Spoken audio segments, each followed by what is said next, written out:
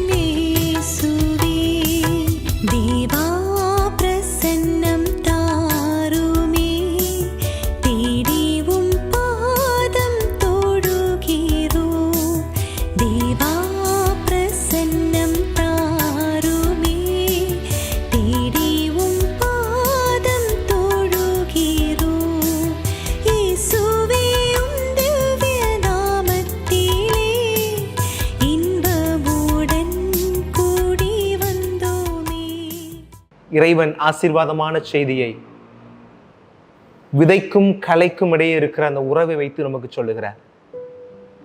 நம்ம பெரும்பாலான பேர் விவசாய குடும்பத்திலிருந்து வந்திருப்போம். இல்லைன்னா விவசாயத்தை குறித்த குறைந்தபட்ச பார்வை நமக்கு இருந்துச்சுன்னா இந்த ஊமையை நம்மால சிறப்பாக புரிந்து கொள்ள முடியும். ஒரு முதலாளி இருக்கிறாரு, அவருக்கு சொந்தமான ஒரு தோட்டம் இருக்குது. அந்த தோட்டத்தில் அவர் நல்ல பயிரை போய் விளைச்சிட்டு நெல்லை போட்டு வர்றாரு. கோதுமை நமக்கு இல்லை, நெல்லை போட்டு வர்றாரு.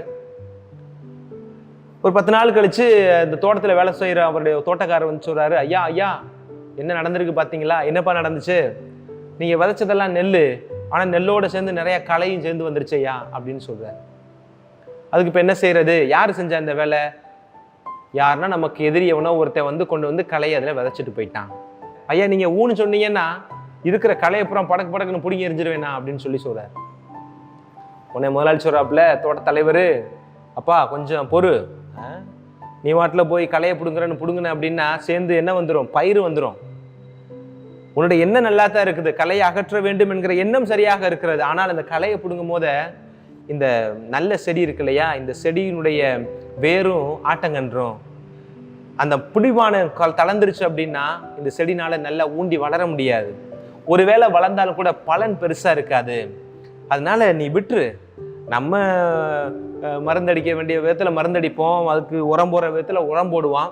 நம்ம செடி நல்லா வளர்ந்து வரட்டும், நல்லா வளர்ந்து பயிர் வந்ததுக்கு அப்புறம் அந்த களையை நம்ம தட்டி விட்டுறலாம், அப்போ ஒன்றும் பிரச்சனை இருக்காது, பார்த்துக்கலாம் அப்படின்னு சொல்றாரு. இதுதாங்க இன்னைக்கு நமக்கு சொல்லப்பட்ட உவமை. இதை நம்ம எப்படி புரிந்து கொள்கிறோம் அப்படின்றதான் நமக்கு இருக்க முன்னாடி இருக்கிற மிகப்பெரிய ஒரு சேலஞ்ச். நல்ல விதையும் இருக்குது, அதுக்குள்ள களையும் வளர்கிறது. ஒரு முறை 2 பேர் குளிக்க போனாங்களாம். ஒருத்தர் பேர் நல்லவர், இன்னொருத்தர் பேர் கெட்டவர். இந்த கெட்டவன் தான் நல்லவனை பார்த்து கேட்குறான், வா அவ்வளோ தூரம் பேசிக்கிட்டு இருக்குமே, பக்கத்தில் குளம் இருக்கு, போய் குளிச்சுட்டு வரலாம் அப்படின்னு சொல்லி கேட்குறாரு. உடனே நல்லவரும் சரி கேட்குறானே அப்படின்னு சொல்லி வா குளிக்க போகலான்னு 2 பேர் குளத்துக்கு குளிக்க போகும்போதே தன்னுடைய உடையை கழட்டி அந்த ஆத்தங்கரையில் வச்சுட்டு 2 பேரும் குளிக்க உள்ளே இறங்கிட்டாங்க. இப்போ என்ன நடந்துச்சு அப்படின்னா, சீக்கிரமாக கெட்டவன் குளிச்சுட்டு கரையேறிட்டான். கரைக்கு வந்தவன் நல்லவன் ட்ரெஸ்ஸை போட்டுக்கிட்டு ஊருக்குள்ளே போயிட்டான். இப்போ நல்லவர் வந்து குளிச்சுட்டு கரைக்கு வர்றாரு, அவருடைய ட்ரெஸ்ஸை காணாம், கெட்டவன் ட்ரெஸ் தான் இருக்குது. அது எல்லாருக்குமே தெரியாது கெட்டவன் ட்ரெஸ்ஸுன்னு. வேற வழியே இல்லாம வானத்தை மறைக்கணும் அப்படின்னு சொல்லிட்டு அந்த கெட்டவனுடைய ட்ரெஸ்ஸை அந்த நல்லவர் எடுத்து போட்டுக்கிட்டு அவரும் ஊருக்குள்ள போனாராம். கதை இங்க முடியுது. எதற்காக அந்த ஒரு சிறு நிகழ்வை சொல்றேன் அப்படின்னா, நீங்க நல்லவன் நினைச்சிட்டு இருக்கிற நிறைய பேருக்குள்ள கெட்டவன் இருக்கிறான். நீங்க கெட்டவன் நினைச்சுக்கிட்டு இருக்கிற எல்லாருக்குள்ளேயும் நல்லவர்களும் இருக்கிறார்கள். ஒரு ரொம்ப இனிப்பா அழகா அப்படி ஜோடனையா பேசுறாரு அப்படின்றதுக்காண்டி நீங்க அவரை நல்லவர் நம்பிடக்கூடாது. ஏன்? நல்லவனுக்குள்ளேயும் கெட்டவன் இருக்கிறான், கெட்டவனுக்குள்ளேயும் நல்லவன் இருக்கிறான். அதே நேரத்துல வெளி அடையாளங்களை வைத்து யாரையும் நல்லவன் கெட்டவன் முடிவு பண்ணிடக்கூடாது. பாத்தீங்கல்ல, இப்ப குளிச்சுட்டு அந்த கெட்டவன் நல்லவன் ட்ரெஸ்ஸை போட்டு வெளியே போயிட்டான், ஆனா உள்ளுக்குள்ள இருக்கிறதெல்லாம் கெட்டது. ஆனால் இந்த நல்லவர் அவர் குளிச்சுட்டு வெளியே ரொம்ப ட்ரெஸ் இல்லை, கெட்டதை போட்டு வர்றாரு, ஆனா உள்ளுக்குள்ள இருக்கிறதெல்லாம் நல்லது. அப்ப இந்த ஊமை நமக்கு சொல்லுகிற செய்தி தொடக்கத்துல என்ன அப்படின்னா, யாரையும் பார்வையில் வைத்து நல்லவன் கெட்டவன் என்று முடிவு செய்து விடாதீர்கள். பார்வையில், வெளிப்பார்வையில், வெளி தோற்றத்தை வைத்து இவர் நல்லவன் இவன் கெட்டவன் என்று முடிவு செய்து விடக்கூடாது என்பது முதல் செய்தி. அதைத்தான் அவர் முடிவு பண்ணாரு. அந்த தோட்டத்துக்காரர் வந்து என்ன சொல்றாரு, களையும் சேர்ந்து வளர்ந்துருச்சு, உனக்கு எப்படி இப்ப தெரியும் இது களை, உனக்கு எப்படி இப்ப தெரியும் இது பயிர்னு? வளர்ந்தாதானே தெரியும், வளர்ந்தாதானே தெரியும் அப்படின்னு சொல்றாரு. இந்த விதையை அடிப்படையாக வைத்து இந்த பூமை இருக்கிறதுனால ஒரு அருமையான விதைக்குரிய ஒரு செய்தி. ஒரு அம்மாவுக்கு நல்ல அருமையான கனவுங்க. அந்த கனவுல என்னன்னா, அந்த அம்மா கடைக்கு போகுது. அந்த அம்மா கடையில போய் ஒரு ஜாமான் வாங்க போறாங்க. மிகப்பெரிய ஆச்சரியம், அந்த கடையில ஜாமான் கொடுக்கிறவர் வந்து கடவுளா இருக்கிறார். ஜாமான் எடுத்து கொடுக்கிறவர் இங்க கடவுள் நின்றுகிட்டு இருக்கிறார் அந்த கஸ்டமர் கவுண்டர்ல. நீங்க கடவுள் தானே அப்படின்னு அந்த அம்மா உறுதிப்படுத்துறதுக்காண்டி கேட்குது. ஆமா, நான் வழிபடுற கடவுள் தானே. ஆமா, நீ வழிபடுற கடவுள் தான் நானு.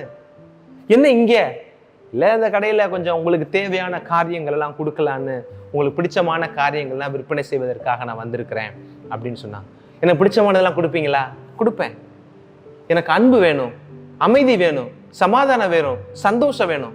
எனக்கு மாத்திரம் இல்லை, என் குடும்பத்தில் இருக்க எல்லாருக்கும் வேணும். என் குடும்பத்திற்கு இல்லை, எங்க ஊர்ல, என் பங்குல இந்த உலகமே அமைதியும் சமாதானமும் சந்தோஷமும் நிறைஞ்ச ஒரு உலகமா இருக்கணும். அதை நீங்க எனக்கு கொடுங்க அப்படின்னு சொல்லி கேட்டாராம். உடனே கடவுள் சொன்னாரா, ஏம்மா, நான் என்னுடைய பதிலை நீ தப்பா புரிஞ்சுக்கிட்டேன்னு நினைக்கிறேன். உன்னுடைய சந்தோஷத்துக்கு உனக்கு தேவையானதெல்லாம் நான் தருவேன்னு சொன்னேன் இல்லையா? ஆனா நீ கேட்கறது எல்லாமே பழமா இருக்குது. இது விதைக்கடை, நான் விதை மாத்திரம் தான் கொடுப்பேன் அப்படின்னு சொன்னாராம். இந்த விதையை நான் ஏற்கனவே உங்களுக்குலாம் கொடுத்துட்டேன். அந்த விதையை விளைய வச்சு பயிராக்கி பழம் எடுத்து அதை உண்ண வேண்டியது உங்களுடைய கடமை. இது பழக்கடை இல்லை, இது விதைக்கடை அப்படின்னு அவர் சொன்னாராம். பிரியமான மக்களே, இன்றைக்கு பழங்களை உண்ண விரும்புகிற நமக்கு அதை விதைத்து வளரச் செய்வதில், அதை விதைத்து அதை பக்குவப்படுத்தி வளர்ந்து அளவிற்கு பொறுப்பதற்கான பொறுமை நமக்கு இல்லை. ஆண்டவரிடம் நாம் பழத்தை கேட்கக்கூடாது, விதையை கேட்க வேண்டும். எப்பேற்பட்ட விதையை கேட்க வேண்டும்? நல்ல விதைகளை கேட்க வேண்டும். அதை நல்ல விளைநிலத்தில் விளைய வைத்து பயிராக்கி உண்ணக்கூடிய பக்குவத்தையும் அதற்கான பொறுமையும் ஆண்டவர் நம்மகிட்ட கேட்கணும் இன்றைக்கு நமக்கு சொல்லுகிறார். அன்பு இறை பிள்ளைகளே, இந்த மனிதனை எடுத்துக்கோங்களேன். அந்த தோட்டத்தில் வேலை பார்க்குறவர் இருக்கார் இல்லையா? அவர் வந்து முதலாளிகிட்ட சொல்றாரு, முதலாளி நீங்க நல்ல விதையா விதைச்சிங்க, ஆனா பாருங்க களையெல்லாம் வளர்ந்துருச்சு, எனக்கு ஒரு வாய்ப்பு கொடுங்க, ஊன்னு சொல்லுங்க, வெட்டி வீழ்த்துறேன் அப்படின்றார். அதுக்கு அழகான ஒரு பதிலை சொல்றாரு அந்த முதலாளி, பொருடா பொருடா, வளரட்டும் வளரட்டும், பார்த்துக்கலாம், தக்க காலம் வரும், அப்போ அதை வெட்டிக்கலாம் அப்படின்னு சொல்றாரு. இப்ப போய் நீ அதை புடுங்குறதுலயே கருத்தா இருந்து ஒண்ணு ஒன்னா பார்த்து பார்த்து களையெல்லாம் புடிங்கிட்டு இருந்தேன்னா இந்த கண்டுக்கு யார் உரம் வைக்கிறது? இந்த கண்டுக்கு யார் வேலி அடைக்கிறது? இதையே புடுங்குறதுல நீ இதை பிடிச்சி இழுக்கிறதுலையே, நீ இந்த களையை கொள்றதுலயே உன்னுடைய நேரத்தெல்லாம் செலவிட்டு இருந்தா இந்த பயிருக்கான பயிர்கொல்லியை அடிச்சு அதை பாதுகாப்பு கொடுத்து அந்த பயிரை வளர வைக்க போறது யாரு? அப்ப இந்த களையை புடுங்கிறதுக்கு நீ கொடுக்குற நேரத்தை, ஆற்றலை, சக்தியை இந்த பயிருக்கு கொடு, பயிர் நல்லா வந்துடும், களையை காலம் வரும் போது பார்த்துக்கலாம் அப்படின்னு சொல்றாரு. பிரியமான மக்களே, ஆழமான செய்திங்க இது. நம்மளை சுத்தி நல்லவர்களும் இருக்கிறார்கள், கெட்டவர்களும் இருக்கிறார்கள். நல்லவங்களுக்கு நாம கொடுக்குற முக்கியத்துவத்தை அதிகமாக கொடுத்தோம்னா கெட்டவங்க தன்னாலே அமைதியாயிருவாங்க. ஒருத்தர் எனக்கு எதிராக கெடுதல் செய்யறான் அப்படின்னு சொல்லிட்டு அந்த கெட்டவனுக்கு பதில் சொல்றதுலையும் அந்த கெட்டவனை நம்ம அழிக்கிறதுல நம்ம நேரத்தை செலவழிச்சோம் அப்படின்னா நல்லவர்களை நம்ம இழந்து போய் விடுவோம். இது நல்ல குணங்களுக்கும் பொருந்தும், நல்ல மனிதர்களுக்கும் பொருந்தும், இது நன்மைக்கும் பொருந்தும். நீங்க கொஞ்சம் யோசிச்சு பாருங்களேன். ஆண்டவர் சுத்தி எத்தனையோ நல்லவர்கள்லாம் இருந்தாங்க. ஆனா ஒரு குறிப்பிட்ட சாரார் தீயவர்கள் ரொம்ப ஆக்ரோஷமா அவருக்கு எதிராக செயல்பட்டு கொண்டே இருந்தாங்க, இந்த கலைகளை போல. அதான் வந்து சொல்லுவாங்க இல்லையா, ஆண்டவரே உங்களை எல்லாரும் பெருந்தினிக்காரன்னு சொல்றாங்களே, சொல்லிட்டு போட்டோம். உங்களை விபச்சாரிகளுக்கெல்லாம் நண்பர்னு சொல்றாங்களே, சொல்லிட்டு போட்டோம், போயிட்டு போட்டோம். உங்களை பாவிகளின் நண்பர் என்று சொல்லுகிறார்களே, சொல்லிட்டு போட்டோம். பெயல்செபூலுடைய துணையோடு தான் நீங்கள் பேய்களை ஓட்டுகிறாருன்னு சொல்றாங்களே, சொல்லிட்டு போட்டோம், சொல்லிட்டு போட்டோம். இல்ல நீங்க வந்து மோசேயுடைய சட்டத்தெல்லாம் உடைக்க வந்தீங்களா அப்படின்னு பேசுங்க, லா பிரேக்கர்னு உங்களை சொல்றாங்களே, சொல்லிட்டு போட்டோம், சொல்லிட்டு போட்டோம். கண்டுக்கிறதே இல்லைங்க அவர்களை கண்டுகொள்ளவே இல்லை. நீ என்னத்தை வேணான்னு சொல்லிட்டு போ, எனக்கு தெரியும் நான் யாருன்னு, என்னுடைய கொள்கை வேறு, என்னுடைய இலக்கு வேறு, நான் அடைய வேண்டிய திட்டம் வேறு, அதை நோக்கி நான் போய் கொண்டிருக்கிறேன். இந்த கலைகளுக்கெல்லாம் நான் பதில் சொல்லி கொண்டிருந்தால், இந்த கலைகளை பறித்து வீழ்த்துவதிலே என்னுடைய கவனத்தை நான் செலுத்தினால் என்னுடைய இலக்கு அடைய முடியாமல் போய்விடும். என்னுடைய இலக்கின் நோக்கிய பயணம் அது தாமதப்பட்டு போய்விடும். அதனால் இந்த கலைகளை நான் கண்டுகொள்வதில்லை என்று சொல்லி அத்துணை கலைகளுடைய வார்த்தைகளையும் அவர் கண்டுகொள்ளாமல் சென்று கொண்டே இருந்தார். காலம் வருகிற பொழுது அந்த கலைகள் எல்லாம் அறுத்து வெளியே தள்ளப்பட்டது. அதுதான் உண்மை, அதுதான் உண்மை. ஆனா இங்க என்ன ஒரு அதிசயமான ஒரு காரியம் அப்படின்னா, இவ்வளவு தெரிஞ்ச நாம பல நேரங்கள்ல நமக்கு எதிராக பேசுறவர்களுக்கு பதில் சொல்வதிலேயே நம்முடைய ஆற்றலை செலவழிக்கிறோம். நம்முடைய ஆற்றலை செலவழிக்கிறோம். ஆண்டவர் இன்னைக்கு சொல்றாரு, உன்னை சுத்தி 4 நல்லவன் இருக்கானா, அந்த நல்லவனோட நல்ல உறவு வச்சுக்கோ, அப்படியே வளர்ந்துப்போம். உனக்குள்ள 4 நல்ல குணங்களை நீ கண்டுபிடிச்சிட்டியா, நான் விதைத்த குணங்கள் எல்லாம் நல்ல குணங்கள், ஆனா உனக்குள்ள அழகை 4 குணத்தை விதைச்சிட்டான். அந்த குணத்தை நினைச்சு நீ வருத்தப்படாத, அதை எப்படி குறைக்கணும்னு நினைக்காத, நீ வாட்டில் நல்லதை நோக்கி போயிட்டே இரு. எனக்குள்ள சோம்பேறித்தனம் இருக்குது, எனக்குள்ள வந்து இச்சைக்குரிய காரியங்கள் இருக்குது, எனக்கு பேராசை அதிகமா இருக்குது, வேற இருந்தா போதும், உனக்கு அப்படி ஒரு இருக்குதுன்றதை தெரிஞ்சுக்கிட்டே இல்ல, அது அப்படியே இருக்கட்டும், நீ மேல போயிட்டே இரு, போயிட்டே இரு. ஒரு சின்ன கோடு, தெரிஞ்சதான் தெரியாத நான் சொல்லல, ஒரு கோடு, இந்த கோட்டுக்கு பக்கத்துல பெரிய கோடை போட்டீங்கன்னு வச்சுக்கோங்களேன், ஆட்டோமேட்டிக்கா சின்ன கோடா மாறிடும். இது கோடு, இந்த கோட்டை நீங்க அழிக்கணும்னு அவசியம் இல்லை. இந்த கோட்டுக்கு பக்கத்துல ஒரு பெரிய கோடை போடுங்க, இந்த சின்ன கோடு தன்னாலே ஒண்ணும் இல்லாம போயிடும். அதைத்தான் ஆண்டவர் சொல்றாரு, கலை வளரட்டும், வளர்ந்துகிட்டே இருக்கட்டும், பயிரை மாத்திரம் நீ கான்சன்ட்ரேட் பண்ணு, காலம் வருகிற பொழுது காலி பண்ணி விடுவோம் அப்படின்னு சொல்றாரு. இது உங்களுடைய நல்ல குணங்களுக்கும் உங்களை சூழ்ந்திருக்கிற நல்லவர்களுக்கும் உங்களுடைய நல்ல எண்ணங்களுக்கும் பொருந்தும். நல்லவற்றை வளருங்கள், அல்லவை தன்னால் போய்விடும், அல்லது காலம் வருகிற பொழுது களைந்து எறியப்படும் அப்படின்னு ஆண்டவர் சொல்றார். அதுக்கு என்ன தேவை அப்படின்னா கொஞ்சம் பொறுமை தேவை. அது ரொம்ப ரொம்ப முக்கியம். ஆண்டவர் நீடிய பொறுமை உள்ளவர், திருப்பாடல்ல படிக்கிறோம் இல்லையா? இன்றைக்கு வாசகத்துல கூட அதான் முதல் வாசகம் சொல்லுகிறது. ஆண்டோடைய பொறுமையை பற்றி தான் சாலமோனுடைய ஞானம் சொல்லுகிறது. பொறுமை ரொம்ப அவசியம். களையையும் பயிரையும் சரியாக கண்டுகொள்வதற்கு கொஞ்சம் பொறுமை வேணும். அப்படி பொறுமை இல்லாம நம்ம செஞ்சோம் அப்படின்னா சில நேரங்கள்ல பயிரையும் நாம் இழக்க நேரிடும். எல்லாம் பொறுமைதான் அவசியம். யாரையுமே பார்த்த உடனே நல்லவன் கெட்டவன் முடிவு செஞ்சிட முடியாது. ஏன்னா இன்னைக்கு கெட்டவனாக இருக்கிறவனுக்கு நாளைக்கு நல்லவனாக வருவதற்குரிய எல்லா தகுதிகளும் கடவுள் நமக்குள்ள வச்சிருக்கிறார். அது மனுஷனுக்கு மாத்திரம்தாங்க இருக்கிறது. எந்த நல்ல கனி தரக்கூடிய கெட்ட மரமும் இல்லை, கெட்டதை நீக்குற கனி தரக்கூடிய நல்ல மரமும் இல்லை. ஆனா மனிதன்ல மாத்திரம் இருக்கான். எந்த பயிருமே களையா மாற முடியாது, எந்த களையுமே பயிராவும் மாற முடியாது. அதான் உண்மை. ஆனா மனுஷனுக்கு மாத்திரம் அந்த சிறப்பு தன்மையை கொடுத்திருக்கிறார் ஆண்டவர். நல்லவனா இருக்கிறவன் கெட்டவனா மாறுறதுக்கு வாய்ப்பு இருக்கு, நல்லவனா இருந்து கெட்டவனா இருந்து மீண்டுமாக நல்லவனா வர்றதுக்கு வாய்ப்பு இருக்குது. அதைத்தானே இயேசுடைய சீடர்கள்ல பார்க்கிறோம். நல்லவனா இருந்து கெட்டவனா போனவன் யாரு? யூதாஸ். நீங்க நினைக்கலாம் 12 பேர் தானங்க ஆண்டவர் தேர்ந்தெடுத்தாரு. அந்த 12 பேர்ல சரியான ஆளை தேர்ந்தெடுக்க தெரியாதா? அந்த சராசரங்கள் அத்தனையினுடைய அசைவுகளையும் தன்னுடைய கையிடுக்குல வைத்திருக்கிற அவருக்கு தெரியாதா? தன்னுடைய 12 சீடர்களுடைய எண்ணங்கள் தெரியாது, அவருக்கு தெரியும். அது கலைன்னு தெரிஞ்சே அதை வளர விட்டார். மற்ற சீடர்கள்லாம் நல்லவங்களா இருக்கிறாங்க, 11 பேருமே நல்லவங்களா இருக்கிறாங்க. அது ஒண்ணு கலைன்னு அவருக்கு தெரியும். ஆனால் அந்த கலையும் வளரட்டும், பார்த்துக்கலாம். அந்த கலைக்கு ஒரு சான்ஸும் கொடுக்கிறார். ஆனால் அந்த சான்ஸ் சரியா பயன்படுத்திக்கல.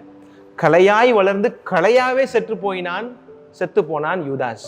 ஆனால் இங்க பீட்டரை பாருங்களே, நல்லவனா இருந்து ஒரு கட்டத்துல கலையாக மாறிதான் இயேசுவை மறுதலிக்கிறான். ஆனால் வாய்ப்பு கிடைக்கிற பொழுது மீண்டுமாக திருந்தி அவன் மனிதனாக நல்ல பயிராக மாறி போய் விடுகிறான். நம்ம யூதாஸை போல இருக்கிறதுல யாருக்கும் எந்த பிரயோஜனமும் இல்லை. ஆனால் ராயப்பரை போல நல்லவனாகத்தான் இந்த உலகில் நாம் எல்லோரும் பிறந்திருக்கிறோம். காலங்கள் வருகிற பொழுது காலலும் சூழலும் தம்மை சூழ்ந்திருக்கிற மனிதர்களும் சூழ்நிலையும் நம்மை கெட்டவர்களாக மாற்றலாம். ஆனால் சரியான நேரத்துல மீண்டுமாக நம்ம இந்த இலக்கை தொடக்கூடிய நல்லவர்களாக மாறணும். அதற்கான அருளை இந்த நாளில் ஆண்டவர்கிட்ட நம்ம கேட்கணும். சில நேரத்தில் உங்களுக்கு இந்த டவுட் கூட வரலாம், சாமி நீங்க இவ்வளவு தூரம் சொல்றீங்க, எங்க வீட்டு பக்கத்துல எனக்கு தெரிஞ்ச ஒரு ஆள் இருக்கிறாரு, செய்யறது பூரா அழிச்சாட்டியம், செய்யறது பூரா துரோகமான காரியங்கள், இச்சைக்குரிய காரியங்கள், அடாவடித்தனங்கள், ஆனா நல்லா தானே இருக்கிறாரு, நல்ல ஓஹோன்னு இருக்கிறாரே அப்படின்னு நீங்க நினைக்கலாம். ஓஹோன்னு தான் இருப்பாரு. ஓஹோன்னு இருப்பாருன்னு தான் பைபிளே சொல்லி இருக்குதே. ஓஹோன்னு இருக்கிறவருக்கு என்ன வரும்ன்றதை இன்றைய வாசகத்தினுடைய கடைசி பகுதி சொல்லுகிறது. பயிரோடு சேர்ந்து அந்த களையும் வளரட்டும். ஒரு சில நேரங்களில் பயிரோட களை மேல வளரும், ஒன்றும் பிரச்சனை இல்லை. ஆனால் அறுவடையின் போது வெட்டி கட்டி சுருட்டி அது தீயில போடப்படும். அந்த அறுவடை இங்க நடக்கக்கூடிய அறுவடையாக இருக்கலாம், அல்லது அவருடைய மறுவாழ்க்கை நடக்கக்கூடிய அறுவடையாக இருக்கலாம். பதராக இருக்கக்கூடியவர்களை, களையாக இருக்கக்கூடியவர்கள் வளர்ச்சியை நாம் காண வேண்டாம். பயிராக இருக்கக்கூடியவர்கள் செய்கிற முயற்சியை மட்டும் பார்த்து அவர்களை நமக்கு பாடமாய் கொண்டு வாழ்ந்தால் நாமும் கனி தரக்கூடிய, பன்மடங்கு பலன் தரக்கூடிய நல்ல பயிராக, இறைவனின் மாட்சிக்குரிய பயிராக வாழ்வோம், வளர்வோம். அதற்கான அருளை இந்த நாளில், இந்த பள்ளியிலே நம்மிடம் ஒப்பிட்டு கேட்போம்.